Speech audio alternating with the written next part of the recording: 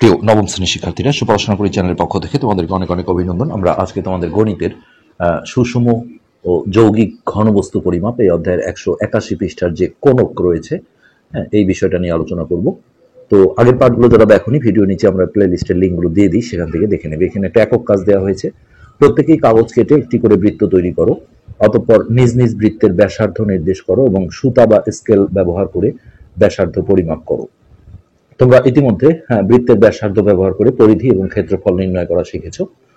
সুতরাং তোমার বৃত্তের পরিধি এবং ক্ষেত্রফল পরিমাপ করো। তোমার পরিমাপের তথ্যগুলো পাশের ছকে লিখে রাখো। তো আমরা দেখো একটা বৃত্ত এঁকে নিয়ে এইভাবে কাগজ থেকে জিনিসটা কেটে নিয়েছি। এটা একটা বৃত্ত। তো এই যে ব্যাসার্ধ আমরা আসলে স্কেল দিয়েই এটা পরিমাপ করে নিতে পারবো। তো এই কেন্দ্র থেকে পরিধির দূরত্ব, সেটা এটাও হতে পারে, এটাও হতে পারে, অথবা আমরা এইদিকেও মেপে নিতে পারি। তো এই যে এখান থেকে ধরে দেখো এই পর্যন্ত, এই যে বৃত্তের পরিধির যে দাগ পর্যন্ত, এটা 4 সেন্টিমিটার ছিল আমাদের এই বৃত্তটার ব্যাসার্ধ। তাহলে এই পাতায় জায়গা নেই, এই ব্যাসার্ধর ঘরে আমরা লিখব 4 cm অর্থাৎ সেন্টিমিটার। এরপর এখানে পরিধি লিখতে বলা হয়েছে, পরিধি। তো পরিধি আর ক্ষেত্রফল এগুলো আমরা দেখো সূত্র দিয়েই বের করব। পরিধির সূত্র হচ্ছে 2 পাই r, 2 পাই r। সো 2 গুণন পায়ের মান হচ্ছে 3.14 লিখতে পারো, অথবা 1416, গুণন আর এর মান যেটা ব্যাসার্ধ ছিল, সেটা হচ্ছে 4। তো এই তিনটা যদি আমরা গুণ করি, তাহলে আমাদের এই বৃত্তটার পরিধিটা আমাদের বের হয়ে যাবে। সো আমরা পরিধিটা বের করে নিই। 2 গুণন 3.1416 গুণন হচ্ছে 4।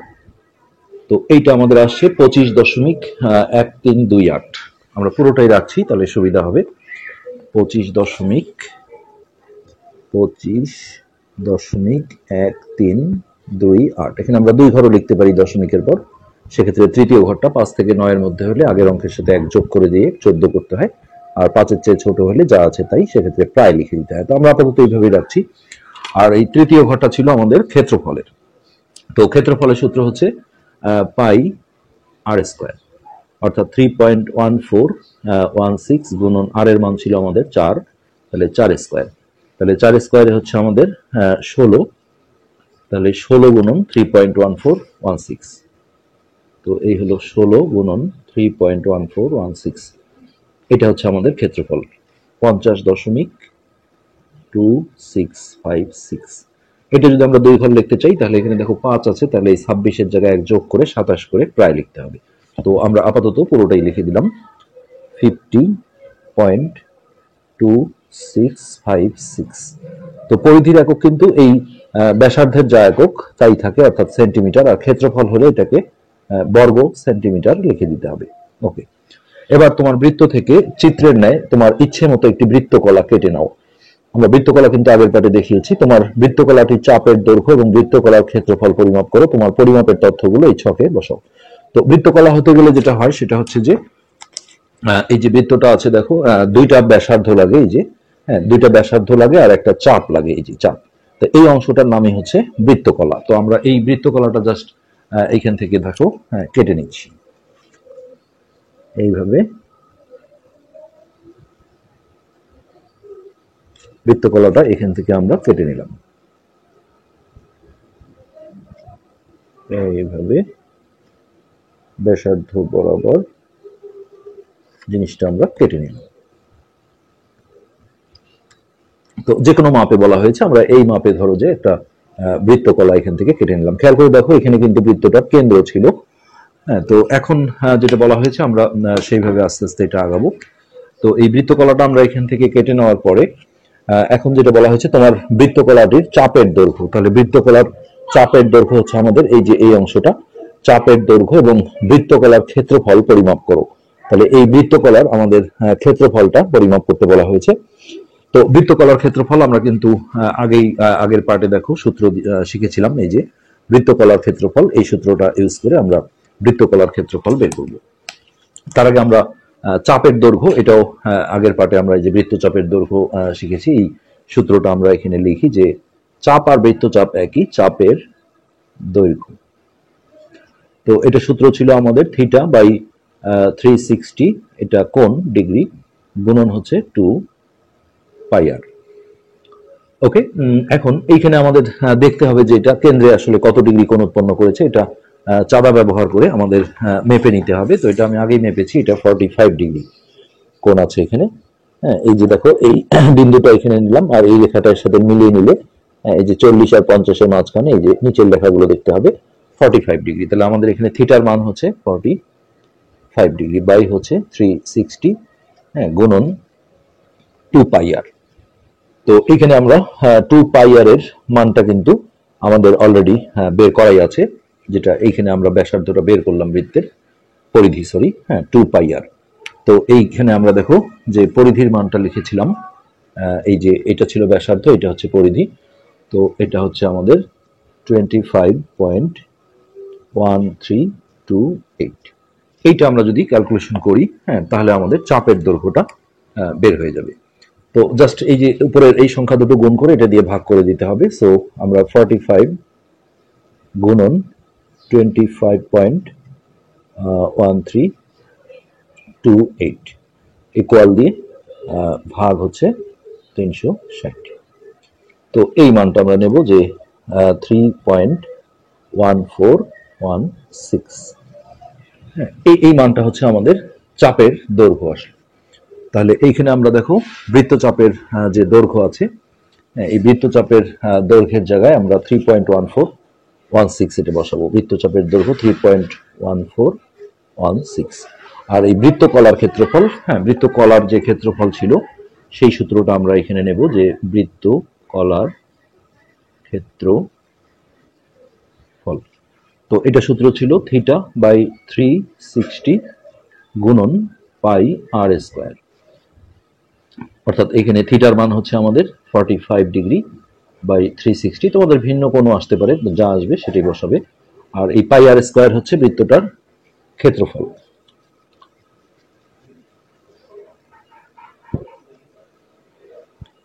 বৃত্ত চাপের দৈর্ঘ্য ছিল আমাদের এখানে,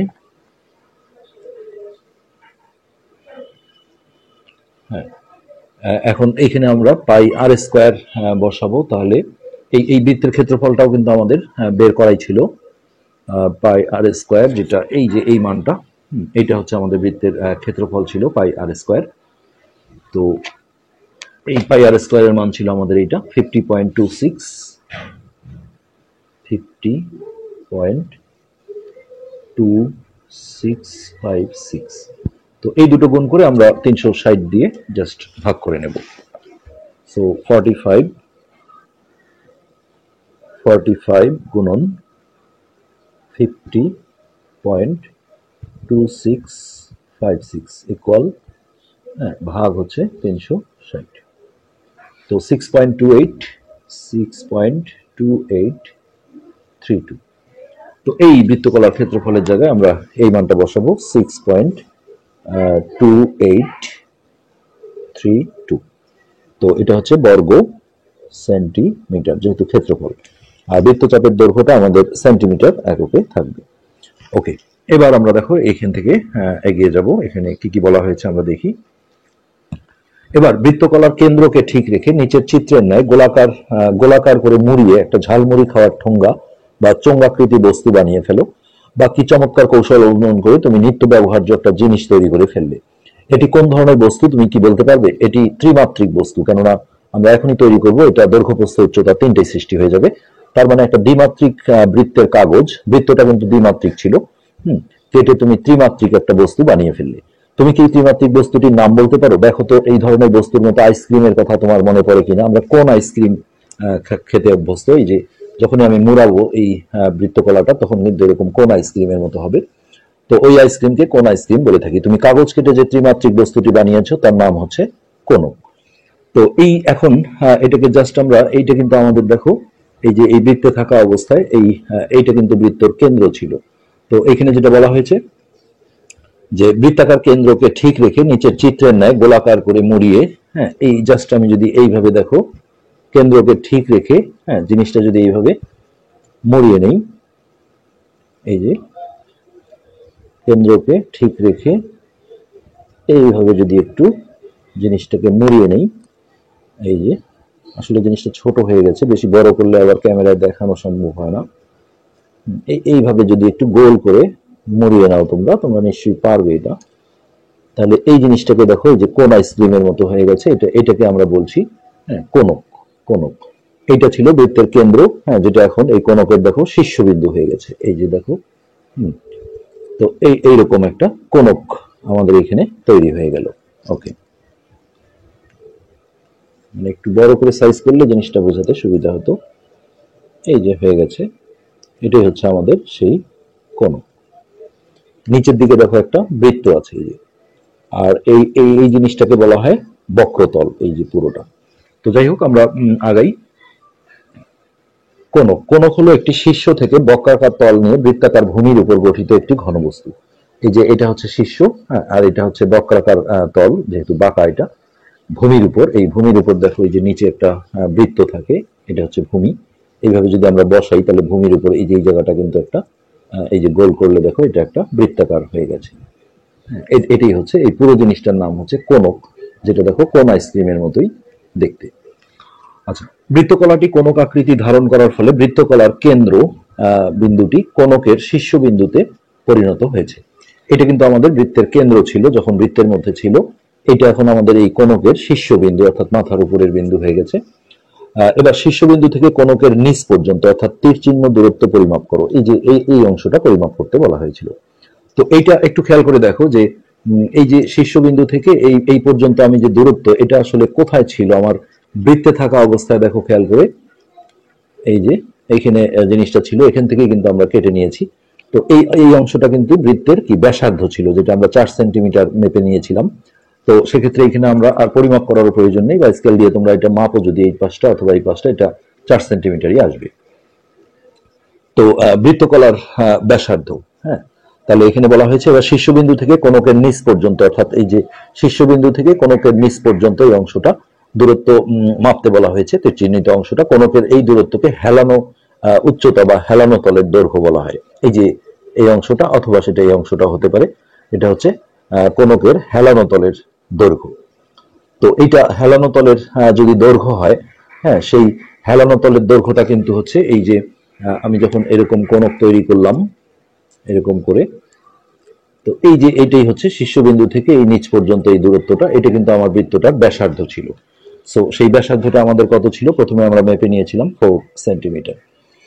আচ্ছা, কোনকের হেলানো উচ্চতা কি বৃত্তকলার ব্যাসার্ধের সমান? আর এই বৃত্তকলার যে ব্যাসার্ধ, হ্যাঁ, বৃত্তকলার ব্যাসার্ধ, তো আমরা বৃত্তকলার যে ব্যাসার্ধ, এই যে এইটা আমার দেখো বৃত্তকলা ছিল, হ্যাঁ, সেই বৃত্তকলার ব্যাসার্ধ মানে বড় যে বৃত্তটা ছিল আমাদের এইটা, তার যে ব্যাসার্ধটা, এই যেটাই তো ব্যাসার্ধ, কেন্দ্র থেকে পরিধির দূরত্ব, এই বৃত্তকলার ব্যাসার্ধ কিন্তু সেম, একই হয়। সো এখানে বৃত্তকলার ব্যাসার্ধ আমরা বলবো 4 সেন্টিমিটার। তো এটাই বলা হয়েছে যে কোনকের হেলানো উচ্চতা, অর্থাৎ এই যে এইখান থেকে এটা কি বৃত্তকলার ব্যাসার্ধের সমান নাকি কাছাকাছি হয়েছে। তো আমরা দেখছি যে পুরোপুরি সমানই হয়েছে। আসলে এই দূরত্ব দুটি এখানে বলে দেওয়া হয়েছে 183 পৃষ্ঠায় পরস্পর সমান। লক্ষ্য করো, বৃত্তকলার ক্ষেত্রফল দ্বারা কোনকের বাঁকা তল বা ঢালু তল উৎপন্ন হয়েছে। বৃত্তকলার ক্ষেত্রফল দ্বারা কোনকের বাঁকা তল, তাহলে এই যে বৃত্তকলার যে ক্ষেত্রফল, ক্ষেত্রফল মানে কি পুরো জায়গাটা, তো এইটা দিয়েই কিন্তু আমাদের এই যে কোনকের যে বক্রতল, এই যে আমরা যখন এরকম ঘুরিয়ে নেব কোন আইসক্রিমের মতো, তার যে বক্রতল অর্থাৎ এই যে পুরো চতুর্পাশ, এটা কিন্তু ওই বৃত্তকলার ক্ষেত্রফলটা দিয়েই, হ্যাঁ, গঠিত হয়েছে। এটি কোনকের বক্রতল, হ্যাঁ, তাহলে দেখা যাচ্ছে বৃত্তকলার ক্ষেত্রফল এবং কোনকের বক্রতলের ক্ষেত্রফল পরস্পর সমান। বৃত্তকলার ক্ষেত্রফল অর্থাৎ বৃত্তকলার যে আমরা ক্ষেত্রফল এখানে বের করেছিলাম 6.2832, হ্যাঁ, এই বৃত্তকলার যে ক্ষেত্রফল, এটা কোনকের বক্রতলের ক্ষেত্রফল পরস্পর সমান হয়েছে। কোনকের বক্রতলের ক্ষেত্রফল এখানে বের করা হয়নি, এটা পরবর্তীতে আরো আছে আসলে সূত্রের মাধ্যমে। তো এটা জানতে হবে যে এখানে বৃত্তকলার যে ক্ষেত্রফলটা, অর্থাৎ এই যে এইটা পুরোটাই আমাদের ছিল বৃত্তকলা, যেটা আমরা বৃত্ত থেকে কেটে নিয়েছিলাম, এর যে ক্ষেত্রফল অর্থাৎ এই পুরো জায়গাটা, এইটা দিয়েই কিন্তু আমাদের কোনকের, হ্যাঁ, বক্রতলের এই যে বক্রতলটা দেখো গঠিত হয়েছে, অর্থাৎ এই যে পুরো স্পেসটা বক্রতল। তার মানে এই কোনকের যেটা বক্রতলের ক্ষেত্রফল হবে, এই জায়গাটা খুব ইম্পর্টেন্ট, বৃত্তকলার যে ক্ষেত্রফলটা হবে এটা কোনকের বক্রতলের ক্ষেত্রফলের সমান হবে। আচ্ছা, তোমার তৈরিকৃত কোনকটি উপরের চিত্রের ন্যায় একটা কাগজের উপর রাখো এবং এই চতুর্দিকে পেন্সিল বা কলম দ্বারা দাগ দাও। এবার কোণকটিকে সরালে কি চিত্র দেখতে পাচ্ছ? নিশ্চয়ই একটা বৃত্ত দেখতে পাচ্ছ। তো এটা যেটা বলা হয়েছে যে এইটা যখন আমরা দেখো এইভাবে কোণক তৈরি করেছি, এই যে এইভাবে যে কোণকটা আমরা তৈরি করেছিলাম, এইটাকে আমার দেখো এই যে নিচে একটা যদি একটু কঠিন বিষয় আসলে ছোট করে করা হয়েছে অনেক, এই একটা এইভাবে কাগজের উপর রাখতে বলা হয়েছে। জাস্ট এইভাবে আমরা দেখো রাখলাম, রাখাতে ওই যে নিচে দেখো এটার যে বৃত্তটা তৈরি হয়েছিল এটার চারপাশে পেন্সিল বা কলম দিয়ে, অনেক ছোট বৃত্ত হবে, পেন্সিল বা কলম দিয়ে এর চারপাশটা এইভাবে দাগ দিতে বলা হয়েছিল। ওকে, আমরা ধরে নিলাম এটা, এইভাবে দাগ দিয়ে নিলাম। তো এখন যেটা বলা হয়েছে, এখন এটা সরিয়ে নিলে দেখো কি হলো, একটা বৃত্ত হলো। আচ্ছা, নিশ্চয়ই একটা বৃত্ত দেখতে পাচ্ছ, বৃত্তটিকে সুন্দর করে কেটে নাও। এই বৃত্তকে কোণকের ভূমি বলে, কেননা সেই বৃত্তটা কিন্তু আমাদের এই কোণকটার কি ভূমি ছিল, এই যে মাটি, আর উপরের এই অংশটা ছিল শীর্ষবিন্দু। এবার সুতা বা স্কেল ব্যবহার করে এই বৃত্তের ব্যাসার্ধ, পরিধি, ক্ষেত্রফল পরিমাপ করো। তো সুতা স্কেল প্রয়োজন নেই, আমরা এইখান থেকে দেখো স্কেল, আমরা এইখান থেকে দেখো কোণকটা সরিয়ে নিলাম, তাতে এখানে একটা বৃত্ত উৎপন্ন হলো। তো এটা কেটে নিতে বলা হয়েছে, আমরা না কেটেই এর ব্যাসার্ধটা এই স্কেল দিয়ে পরিমাপ করব। তাহলে এই যে দেখো কেন্দ্র থেকে এই পরিধির দূরত্ব, তো এই যে এই পর্যন্ত আসছে, তাহলে এটা 0.5 সেন্টিমিটার। এটা হচ্ছে আমাদের এই ছোট বৃত্তটার, অর্থাৎ আমাদের যে কোণক ছিল তার যে ভূমিটা ছিল, যেটা আমরা এখানে রেখে বৃত্তটা এঁকেছি, তার ব্যাসার্ধ পেলাম আমরা 0.5 সেন্টিমিটার। ওকে, এখন এইখানে যেটা বলা হয়েছে দেখো, তো এইখানে আমরা 0.5 দিলাম, 0.5 সেমি। এটা হচ্ছে আমাদের এই যে ছোট যে বৃত্তটা আমরা পেলাম তার ব্যাসার্ধ। এখন এর আমরা পরিধি বের করবো সূত্রের সাহায্যে, সেটা হচ্ছে পরিধি সূত্র 2πr। তাহলে 2 গুণন পায়ের মান হচ্ছে 3.1416, আর আর এর মান হচ্ছে এখানে আমাদের 0.5। তো এইটা আমরা যদি দেখো গুণ করে নিই, 2 গুণন 3.1416 গুণন 0.5, তো এটা দেখো 3.1416 আসছে, 3.1416। এই মানটা আমরা এখানে বসাবো, যে পরিধির মান হচ্ছে 3.1416, আর ক্ষেত্রফল হচ্ছে, ক্ষেত্রফলের সূত্র আমরা জানি পাই আর স্কোয়ার। তো 3.1416 পায়ের মান গুণন আর ছিল আমাদের 0.5, তার উপর স্কোয়ার। তো এইটা আমরা ক্যালকুলেশন করি। তো এইটা স্কোয়ারটা আগে করে নিতে হবে, 0.5 গুণন 0.5 গুণন হচ্ছে 3.1416।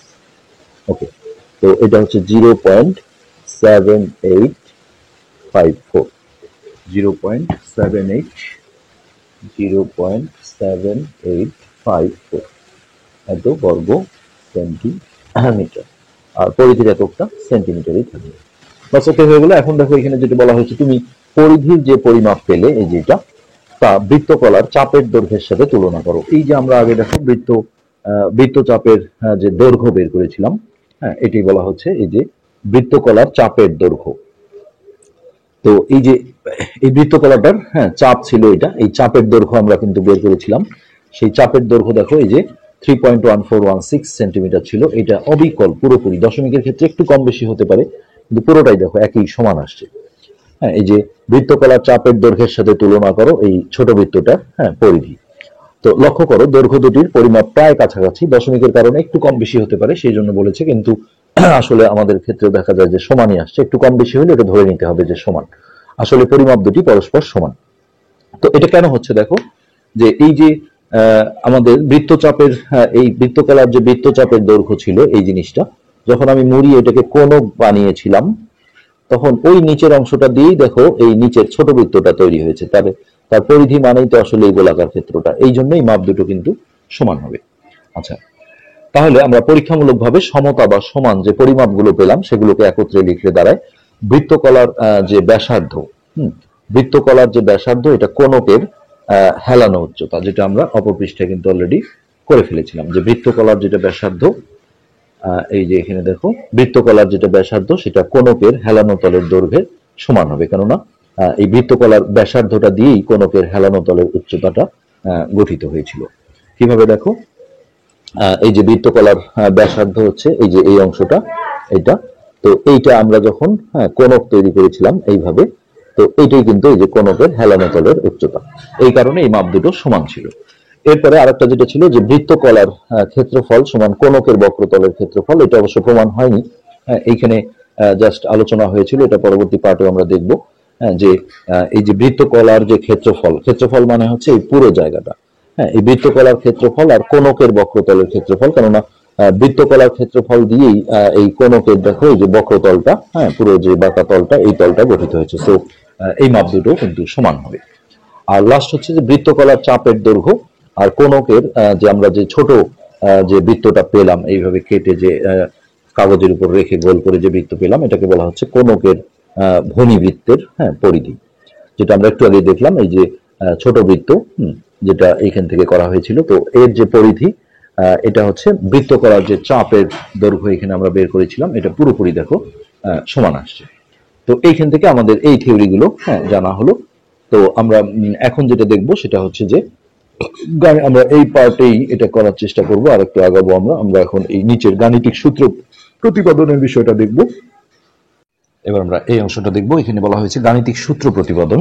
তো আমরা এতক্ষণ যে সুতা বা স্কেল ব্যবহার করে পরিমাপগুলো হিসাব করলাম, কিন্তু সবসময় আসলে এত বেশি সময় থাকবে না অঙ্ক করার ক্ষেত্রে সূত্রগুলো বের করার জন্য।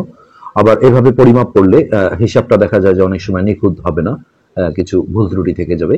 তো নিখুঁতভাবে পরিমাপের জন্য আমাদের গাণিতিক সূত্র প্রয়োজন। চলো আমরা এইসব হিসাবের জন্য গাণিতিক সূত্র তৈরি করার চেষ্টা করি। তো এখানে একক কাজ দেওয়া হয়েছে, প্রত্যেকেই কাগজ কেটে আবার একটি করে বৃত্ত তৈরি করো। মনে করো তোমার বৃত্তের ব্যাসার্ধ, এতক্ষণ আমরা ব্যাসার্ধকে যেমন আর দিয়ে প্রকাশ করলাম, এখন এল দিয়ে প্রকাশ করা হয়েছে। আসলে যে কোনো একক আমরা ইউজ করতে পারি, এটা যে কোনো চলক ইউজ করতে পারি, সমস্যা না। তো যাই হোক, আমরা সেই আগের জিনিসটাই যদি দেখি, যে আমরা এই যে বড় একটা বৃত্ত বানিয়েছিলাম, এইটা সেক্ষেত্রে এই বৃত্তটার যে ব্যাসার্ধ, সেই ব্যাসার্ধটাকে এখন এল দিয়ে প্রকাশ করা হলো। তাহলে বৃত্তের পরিধি কি হবে, 2πr, যেটা আমরা করেছিলাম এখন সেটাই 2πl। আর ক্ষেত্রফল আমরা শিখেছিলাম ব্যাসার্ধ যদি আর হয় তাহলে πr², আর এখন হবে πl²। তো এখন এই বৃত্তক্ষেত্রকে সমান 4 ভাগে ভাগ করো, অতঃপর একটি অংশকে কেটে নিচে রাখো। তো এই বৃত্তটাকে দেখো, আমাদের এখন এই বৃত্তটা বানানোর পরে একে হচ্ছে যে সমান 4টা অংশে ভাগ করতে হবে। তো এই 4টা অংশ আমরা আর এখানে দেখাচ্ছি না। আমরা যদি দেখো এইখানে এই বরাবর আমরা একটা ভাঁজ করি, তারপরে আবার এই বরাবর একটা ভাঁজ করি, তাহলে কিন্তু সমান 4টা অংশে বিভক্ত হয়ে যাবে। তো এইটা করার পরে এই যে দেখো এখান থেকে একটা অংশকে কেটে নেওয়া হয়েছে, কাগজটিকে মুড়িয়ে একটা কোণক তৈরি করো। এখন এই এই যেটা কেটে নেওয়া হলো, এটা দিয়ে এইভাবে মুড়িয়ে আমরা যেভাবে কোণক তৈরি করা শিখলাম, এইভাবে মুড়িয়ে যদি এরকম কোণক তৈরি করা হয়, তাহলে কোণকের ভূমির ক্ষেত্রফল। তো এই যে কোণকের ভূমি কোনটা হয়, আমরা এখানে দেখেছি যে এখান থেকে আমরা যদিও সমান 4 ভাগ ছিল না, তারপরেও এটা আমরা যখন কেটে নিয়ে এইভাবে যখন আমরা কোণক তৈরি করেছিলাম, তখন কোণকের যে এই যে ভূমিটা আছে, দেখো এই যে কোণকের ভূমি, এটা কিন্তু একটা বৃত্ত। তো বৃত্তের ক্ষেত্রফলের সূত্র যেহেতু πr², তো সেক্ষেত্রে আরটা হচ্ছে ব্যাসার্ধ। তাহলে এখানে আমরা এটি বলতে পারবো যে কোণকের ভূমির ক্ষেত্রফল, তোমার তৈরিকৃত কোণকটি যে কোনো বৃত্ত যদি হয় তার ক্ষেত্রফল আসলে πr² হবে, যেটা আরটা হচ্ছে ব্যাসার্ধ। কখনো যদি এলটা আমরা ব্যাসার্ধ বলি তাহলে πl² হবে, এরকম একটা বিষয়। কোণকটিকে এক টুকরা কাগজের উপর রেখে পূর্বের ন্যায় চতুর্দিকে পেন্সিল বা কলম দ্বারা দাগ দিয়ে যে বৃত্তটি পেলে, এটি হচ্ছে কোণকের ভূমি, যেটা আমরা দেখিয়েছি। তো মনে করি এই বৃত্তের ব্যাসার্ধ, অর্থাৎ এই যে ছোট যে বৃত্তটা ছিল, এটা এইভাবে রেখে চতুর্পাশে দাগ দিয়ে যে বৃত্তটা হলো, তার ব্যাসার্ধটাকে আর একক ধরা হলো। আর আমাদের এই বড় যে বৃত্তটা ছিল, যেখান থেকে আমরা কেটে নিয়েছি এটা, সেটাকে তার ব্যাসার্ধটাকে এল দিয়ে প্রকাশ করা হয়েছে, দুটো ভিন্নতা করার জন্য।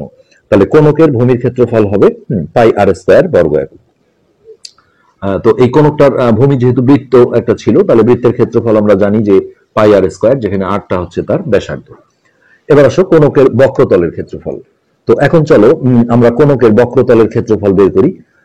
তোমার অঙ্কিত বৃত্তের ব্যাসার্ধ আর একক, অর্থাৎ এই ছোট বৃত্তটার ব্যাসার্ধ আর একক, তাহলে এই বৃত্তের পরিধি হবে হচ্ছে 2πr একক।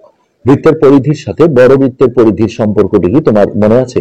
তো এই যে এই বৃত্তের যে পরিধি ছিল, দেখো এই যে এই গোলাকার ক্ষেত্রটা, এই জিনিসটা আমাদের বড় বৃত্তের আসলে কি ছিল, এই যে বড় বৃত্তের দেখো এই এই অংশটা, এই যে এটা, তো এটা কিন্তু বৃত্তচাপ ছিল। তাহলে খেয়াল করো তোমরা, বড় বৃত্তের যে বৃত্তকলা কেটে নিয়ে কোণক বানিয়েছিলে, সেই বৃত্তকলার যে চাপের দৈর্ঘ্য, হ্যাঁ, তোমাদের অঙ্কিত বৃত্তের পরিধির সমান। কারণ ওই বৃত্তচাপের দৈর্ঘ্যকে মুড়িয়েই শেষোক্ত মানে ছোট যে বৃত্তটা আমরা পেন্সিল দিয়ে আঁকলাম, হ্যাঁ, ভূমি বৃত্তটি আঁকা হয়েছে। তার মানে এটা কিন্তু আমরা অলরেডি প্রমাণ করে ফেলেছি যে অঙ্কিত বৃত্তের পরিধি, অর্থাৎ বড় যে বৃত্তটা থাকবে, ছোট যে বৃত্তটা থাকবে তার পরিধি বড় বৃত্তের কর্তৃত বৃত্তচাপের দৈর্ঘ্য। তো খেয়াল করে দেখো যে এইখানে বড় বৃত্তের, এই যে এটা ছিল আমাদের বৃত্তকলা, তো এই যে এইটুক হলো বৃত্তচাপের দৈর্ঘ্য। হ্যাঁ, এটাই যখন আমরা এইভাবে মুড়িয়ে কোণক বানিয়েছিলাম, তো এই কোণকের যে এই যে নিচের অংশটা, এই যে দেখো একটা বৃত্ত তৈরি হয়েছে। হ্যাঁ, তো এই অঙ্কিত বৃত্তটার পরিধি মানে হচ্ছে এই গোলাকার ক্ষেত্রটা। হ্যাঁ, এটা মানে কিন্তু ওই বড় বৃত্তের কর্তৃত বৃত্তচাপের দৈর্ঘ্য। অর্থাৎ এই যে এই জিনিসটা, যে গোলাকার অংশটা আছে, এটা কিন্তু এই বড় বৃত্তের যে কর্তৃত, অর্থাৎ কেটে নেওয়া হয়েছে তার এই যে এই অংশটা, অর্থাৎ এটা একটা বৃত্তচাপের দৈর্ঘ্য। এই কথাটা এখানে বলা হলো।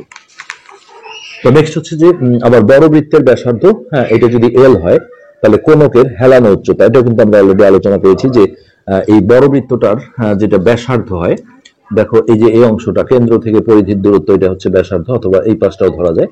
তো এই ব্যাসার্ধটা হচ্ছে কোণকের, যখন আমরা এটাকে ঘুরিয়ে যে কোণক তৈরি করেছি, তার হেলানো তলের দৈর্ঘ্য বা হেলানো তলের উচ্চতা হয়ে যায় ওই জিনিসটা।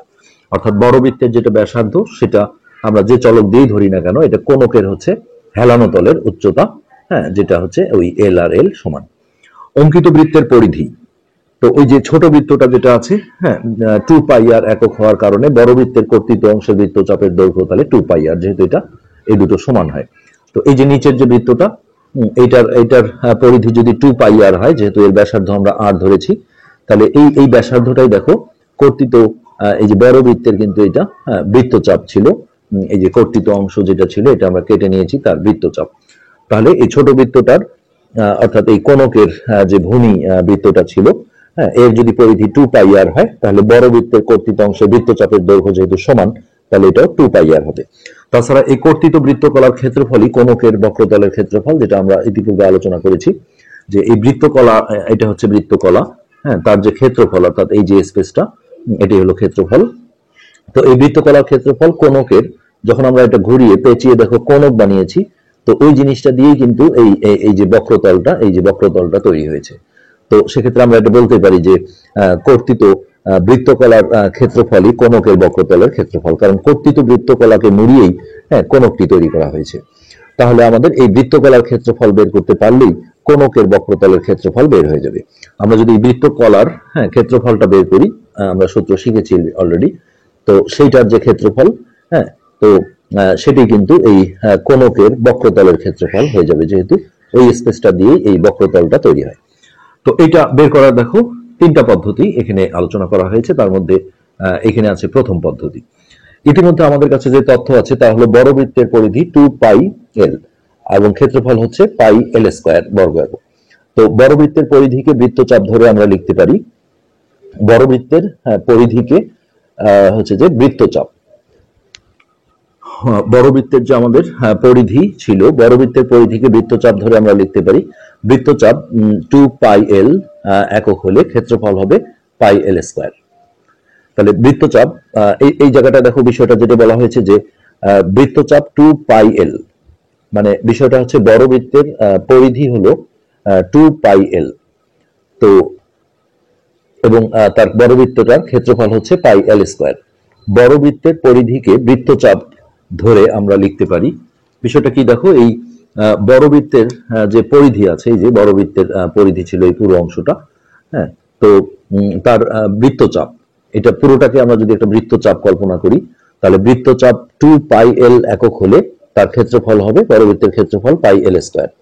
তাহলে ঐকিক নিয়মে বের করা হচ্ছে যে বৃত্তচাপ তাহলে 1 একক হলে ক্ষেত্রফল হবে, এটা নিচে বাই হয়ে যাবে, হ্যাঁ, ঐকিক নিয়মে আমরা যেভাবে করি যে পাই এল স্কয়ার বাই এটা ভাগ হয়ে গেল। আর বৃত্তচাপ যদি 2 পাই আর হয়, আমাদের এই যে ছোট বৃত্তটার ব্যাসার্ধ আমরা দেখো আর একক ধরেছিলাম, তাহলে এর বৃত্তচাপ বা পরিধি, হ্যাঁ, মানে বৃত্তের যে আসলে এই পুরোটাকে আমরা পরিধি বলি, তো এর আংশিক যদি খণ্ডন করি এতটুকু, তাহলে এটা একটা বৃত্তচাপ। এখন আমরা খণ্ডন না করলে পুরোটাই কিন্তু একটা বৃত্তচাপ। তো সেক্ষেত্রে এখানে বড় বৃত্তের যেমন পুরোটাই নেওয়া হয়েছে, পরিধি যেটা ছিল 2πl, তো সেটাকে বৃত্তচাপ বলা হয়েছে, যে বৃত্তচাপ 2πl হলে তার ক্ষেত্রফল, এই বড় বৃত্তের যে ক্ষেত্রফল πl স্কয়ার। তাহলে বৃত্তচাপ যদি 1 একক হয় তাহলে ক্ষেত্রফল এটা ভাগ হয়ে গেল, আর বৃত্তচাপ এই ছোট বৃত্তের ক্ষেত্রে তাহলে বৃত্তচাপ হচ্ছে 2πr, এটা যদি হয় তাহলে এটা গুণ হয়ে গেল উপরে। এখন এইখানে দেখো কিছু ক্যালকুলেশন করা হয়েছে, এটা ক্যালকুলেশনটা আমরা একটু দেখাই। পাই এল স্কয়ার বাই 2πl সমান 2πr। তো এখান থেকে দেখো এই 2 আর 2 কাটাকাটি হয়, পাইটাও কেটে যায়, আর এখানে একটা এল কাটা যায়। হ্যাঁ, একটা এল কাটা গেলে এখানে থাকে পাই এল আর, বই যেমন পাই আর এল লিখেছে, এটা যেহেতু গুণ সম্পর্ক যে কোনো একটা আগে লেখা যায়। তো এটা হচ্ছে এত বর্গ একক। তো এখন বৃত্তের চাপ 2πr এককের জন্য, তাহলে বৃত্তকলার ক্ষেত্রফল, এই যে বৃত্ত চাপ যদি 2πr হয়, যেটা এই ছোট বৃত্তটার পরিধি ছিল বা যেটাকে বৃত্তচাপ বলা হচ্ছে, তো এর জন্য ক্ষেত্রফল আসছে দেখো পাই আর এল। তাহলে বৃত্তকলার তাহলে ক্ষেত্রফল হচ্ছে পাই আর এল। বৃত্তের চাপ 2πr একক হলে, মানে বৃত্তচাপ, আমরা যেটা এইখানে আবারও দেখেছিলাম যে এই বৃত্তের যে চাপ, এই যে খণ্ডিত অংশের যে এইখানে এতটুকু অংশ ছিল চাপ, হ্যাঁ, তো বৃত্তচাপ হচ্ছে যে যাই হোক না কেন, এই বৃত্তচাপের যে মাপটা হচ্ছে, হ্যাঁ, সেটাই কিন্তু বৃত্তচাপ যদি 2πr একক হয়, এর জন্য বৃত্তকলার ক্ষেত্রফল আমাদের এখানে আসছে পাই আর এল। তাহলে এখন কোণকের বক্রতলের ক্ষেত্রফল আমরা আগেই আলোচনা করেছি যে কোণকের যে বক্রতলের ক্ষেত্রফল সেটা বৃত্তকলার ক্ষেত্রফলের সমান, যেহেতু বৃত্তকলার ক্ষেত্রফল দিয়ে কোণকের বক্রতল তৈরি করা হয়। তাহলে এখানে বৃত্তকলার ক্ষেত্রফল যদি এটা হয় পাই আর এল, তাহলে সেক্ষেত্রে কোণকের তাহলে বক্রতলের ক্ষেত্রফল হবে এটা সমান, অর্থাৎ পাই আর এল। তাহলে কোণকের ভূমির ব্যাসার্ধ আর একক এবং হেলানো উচ্চতা যদি এল একক হয়, তাহলে কোণকের বক্রতলের ক্ষেত্রফল হবে পাই আর এল। অর্থাৎ আমাদের এই সূত্রটাই কিন্তু মুখস্থ রাখতে হবে, যে একটা কোণকের যদি ভূমির ব্যাসার্ধ, ধরো এই যে এটা হচ্ছে আমাদের কোণক, তার এই যে ভূমিটা থাকে, ভূমিটা মানে বৃত্ত, তার যে ব্যাসার্ধ থাকে, হ্যাঁ, সেটাকে আমরা যা দিয়ে প্রকাশ করি, এখানে যেমন আর দিয়ে প্রকাশ করা হয়েছে। আর এই হেলানো তলের উচ্চতা, অর্থাৎ এই যে এই অংশটা, এটা যদি এল একক হয়, তাহলে কোণকের বক্রতলের ক্ষেত্রফল হবে পাই আর এল। এই বিষয়টাই কিন্তু আমাদের মুখস্থ রাখতে হবে, যে কোণকের বক্রতলের ক্ষেত্রফল হচ্ছে পাই আর এল। সেক্ষেত্রে পায়ের মান তো আমরা জানি 3.1416, আর আর হচ্ছে সেই কোণকটার যে নিচে যে বৃত্তটা থাকে তার যে ব্যাসার্ধ সেইটা, আর এলটা হচ্ছে এই হেলানো তলের উচ্চতাটা। এরপর এই সূত্রটাই বের করার আবার হচ্ছে যে মোট 3টা পদ্ধতি দেওয়া হয়েছে। এবার আমরা দ্বিতীয় পদ্ধতিটা দেখব। দ্বিতীয় পদ্ধতিতে যেটা বলা হয়েছে যে ইতিমধ্যে তোমার যা জানা আছে তা হলো বড় বৃত্তের পরিধি হলো 2πl একক এবং বৃত্তকলার চাপের দৈর্ঘ্য ছিল 2πr একক। তো এইখান থেকে আমরা যেটা দেখব সেটা হচ্ছে, তোমার কি মনে আছে বড় বৃত্তের পরিধি ও বৃত্তকলার চাপের দৈর্ঘ্যের মধ্যে চমৎকার একটা সম্পর্ক রয়েছে, যেটা আমরা প্রথমের দিকে করেছি। অর্থাৎ বড় বৃত্তের যে পরিধি 2πl আর বৃত্তকলার যে চাপের দৈর্ঘ্য 2πr, তো এই দুটোর মধ্যে সম্পর্ক চাওয়া হয়েছে। বৃত্তকলার চাপের দৈর্ঘ্য বড় বৃত্তের পরিধির 1/4 হয়।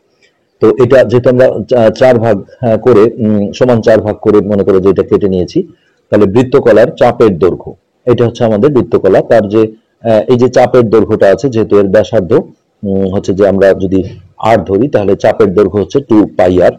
তাহলে যেটা আমরা বলতে পারি যে বৃত্তকলার চাপের দৈর্ঘ্য বড় বৃত্তের পরিধির 1/4, অর্থাৎ এই পরিধি থেকে তার 4 ভাগের 1 ভাগ যেহেতু কেটে নেওয়া হয়েছে, হ্যাঁ, তাহলে সেক্ষেত্রে এই বৃত্তকলাটার এই যে চাপের দৈর্ঘ্যটা আছে এটা কিন্তু এই বড় বৃত্তের যে পরিধি আছে তার 4 ভাগের 1 ভাগ, অর্থাৎ 1/4 সমান হবে। তো বড় বৃত্তের পরিধির 1/4 সমান তাহলে বৃত্তকলার চাপের দৈর্ঘ্য। তো বড় বৃত্তের পরিধির 1/4, বড় বৃত্তের পরিধি যেহেতু 2πl, তার 1/4 মানে হচ্ছে 4 দিয়ে ভাগ করা, সমান বৃত্তকলার চাপের দৈর্ঘ্য হচ্ছে 2πr। তো এইভাবে ইকুয়েশন দিয়ে লেখা হলো। এখন দেখো এই যে এটা কিন্তু ক্যান্সেল হয়ে যায়, যেহেতু এটা দুটোই উপরের সংখ্যা, 2 2 কাটা যায়, পাই পাই কাটা যায়, তাহলে এই পাশে থাকছে l/4 সমান r। তো এখান থেকে আর এর নিচে যদি আমরা একটা 1 ধরি, আর আর গুণ করলে যেটা হচ্ছে l সমান হচ্ছে 4r। হ্যাঁ, এটা 1 নম্বর সমীকরণ হিসেবে রাখা হলো। আবার তোমরা কি বলতে পারো বড় বৃত্তের ক্ষেত্রফল পাই এল স্কয়ার এবং এই বৃত্তকলার ক্ষেত্রফলের মধ্যে একটা সম্পর্ক রয়েছে, অর্থাৎ পাই এল স্কয়ার এবং বৃত্তকলার ক্ষেত্রফলের মধ্যে তাহলে কি সম্পর্ক রয়েছে? তো এটা যেহেতু 4 ভাগের 1 ভাগ, তাহলে এই বড় বৃত্তের যেটা ক্ষেত্রফল হবে তাকে 4 দিয়ে ভাগ দিলে কিন্তু এই বৃত্তকলাটার ক্ষেত্রফল বের হয়ে আসবে। তাহলে বৃত্তকলার ক্ষেত্রফল সমান বড় বৃত্তের ক্ষেত্রফলের 1/4। তো বড় বৃত্তের ক্ষেত্রফল হচ্ছে নরমালি বৃত্তের ক্ষেত্রফল পাই আর স্কয়ার, কিন্তু এর ব্যাসার্ধ যেহেতু এল ধরা হয়েছে তাহলে ক্ষেত্রফল হবে পাই এল স্কয়ার, তার 1/4 মানে 4 দিয়ে ভাগ করা। ওকে, এখন এইখানে জাস্ট এল স্কয়ারটাকে ভেঙে এল ডট এল মানে এল গুণন এল লেখা হয়েছে। হ্যাঁ, এর পরের লাইনে যেটা করা হয়েছে সেটা হচ্ছে এই যে এল এর মান 1 নম্বর সমীকরণ থেকে দেখো 4r এল এর মান এই এল এর জায়গায় 4r বসানো হয়েছে। তাহলে এই পাশে থাকলো পাই এল আর এল এর বদলে 4r। এরপর এই 4 যদি কাটাকাটি করে দেওয়া হয় তাহলে এখান থেকে দেখো পাই আর এল আসছে বৃত্তকলার ক্ষেত্রফল, যেটা আমরা প্রথম পদ্ধতিতেও তাই দেখেছি। তাহলে কোনকের বক্রতলের ক্ষেত্রফল আর বৃত্তকলার ক্ষেত্রফল যেহেতু সমান, হ্যাঁ, সেক্ষেত্রে আমরা বলতে পারি যে কোনকের বক্রতলের ক্ষেত্রফল তাহলে এটাই পাই আর এল। অর্থাৎ যে কোনো ভাবে হোক এই সূত্রটা কিন্তু মুখস্থ রাখতে হবে। এটা কিভাবে আসছে সেই জিনিসটা দেখানো হয়েছে আমাদের 3টা পদ্ধতির মাধ্যমে। ওকে, তৃতীয় পদ্ধতি। চলো আমরা আরেকটা পদ্ধতিতে কোনকের বক্রতলের ক্ষেত্রফল নির্ণয়ের কৌশল শিখি। ধাপ 1, যে কোনো একটা কোনক নেই, মনে করি কোনকটির ভূমির ব্যাসার্ধ হচ্ছে আর একক। এই যে একই বিষয়, এই কোনকটা ছিল, তার ভূমির ব্যাসার্ধ ধরলো আর, এবং হেলানো তলের দৈর্ঘ্য এই যে এই অংশটা এটা হচ্ছে এল একক। তাহলে কোনকটার ভূমির পরিধি কত হবে? এই ভূমির পরিধি যেটা হবে সেটা হচ্ছে ভূমিটা যেহেতু বৃত্ত তাহলে পরিধির সূত্র হচ্ছে 2 পাই আর।